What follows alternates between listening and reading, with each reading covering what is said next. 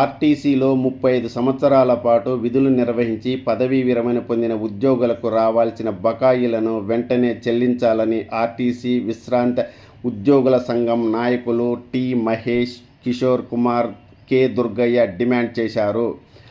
బకాయిలను వెంటనే చెల్లించాలని బుధవారం సికింద్రాబాద్ జేబీఎస్ ఈడీ కార్యాలయం వద్ద ధర్నా నిర్వహించారు.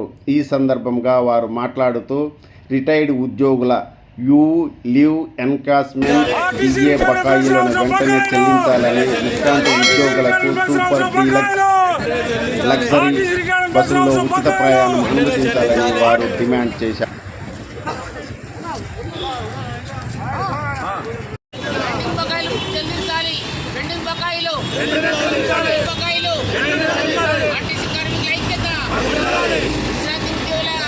ఈరోజు ధర్నా చేపట్టడం కారణం ఏంటంటే ఎమ్మెల్యేలు కానీ ఎంపీలు కానీ ప్రజాప్రతినిధులు అందరూ కూడా ఒకసారి ఎలక్ట్ అయితే జీవితాంతం పెన్షన్ వస్తుంది. మన శ్రమని దారపోసి రక్తాన్ని దారపోసి దాదాపు 30-30 సంవత్సరాలు సర్వీస్ చేసి బొక్కలరిగిపోయి సయాటిక్ ప్రాబ్లం కానీ పైల్స్ ప్రాబ్లం అనేక ప్రాబ్లమ్స్తో మన సతమతం అవుతున్నా మనకు వచ్చే పెన్షన్ ఏంటంటే ఈపీఎఫ్ పెన్షన్ 1000, 2000, 2500 మాత్రమే. ఈ మధ్యకాలంలో హయ్యర్ పెన్షన్ కోసం మనకి ఇచ్చినప్పటికీ కూడా పే స్కేల్ మన ప్రస్తుత గవర్నమెంట్ గతంలో 2017లో 16 అయ్యారు ఇవ్వగా, ఇప్పుడున్న రాష్ట్ర ప్రభుత్వం కాంగ్రెస్ ప్రభుత్వం దాన్ని 21కి ఫిక్సేషన్ ఇచ్చి అంటే 5% పెంచి రావాల్సిన బకాయిలు ఈ రోజు కూడా మనకి ఇవ్వలేదు. ఇది కాకుండా రిటైర్ అయిన కార్మికులందరికీ కూడా డిఏ ఏరియర్స్ కానీ లీవ్ ఎన్కాష్మెంట్ కానీ లేదా బాండ్స్ మనకు అప్పుడు బాండ్స్ 44% ఇచ్చినప్పుడు బాండ్స్ ఇచ్చారు, ఆ డబ్బు రాకపోవడం కానీ అనేక రకాలుగా భార్య పిల్లలు పోషించలేని పరిస్థితిలో సరైన వైద్యం అందక వైద్యం ఇప్పలేని పరిస్థితిలో మనం ఇబ్బందులు పడుతుంటే కూడా డీడీలు కట్టమని ఎదురు డీడీలు కట్టి మనకు వచ్చేది తక్కువ కట్టేది ఎక్కువ అయిపోయింది.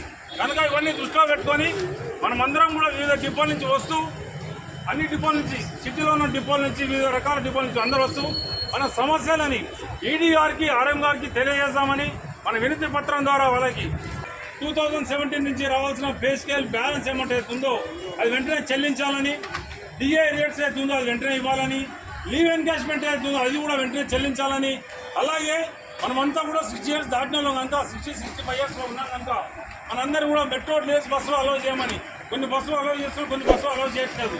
మనం ఎక్కేదే చాలా తక్కువ, వెళ్ళినా కూడా షార్ట్ డిస్టెన్స్ వెళ్తుంటాము. ఆ బస్సులో మమ్మల్ని అలౌ చేయమని చెప్పి మనం అంటే సింగిల్గానే ఫ్యామిలీతో పోకున్నా కూడా మళ్ళీ ఎక్స్ ఎంప్లాయీకి అలౌ చేయమని చెప్పి రిక్వెస్ట్ చేస్తూ దానికి సంబంధించిన వినతి పత్రం ఈడీ గారికి ఆర్ఎం గారికి ఇవ్వడానికి మనమందరం పయనమైనాము. కార్మికుల ఐక్యత, కార్మికుల ఐక్యత, రిటైర్డ్ కార్మికులు రావాల్సిన బకాయిలు, రావాల్సిన బకాయిలు, రిటైర్డ్ కార్మికులు రావాల్సిన బకాయిలు, రిటైర్డ్ కార్మికులు రావాల్సిన బకాయిలు.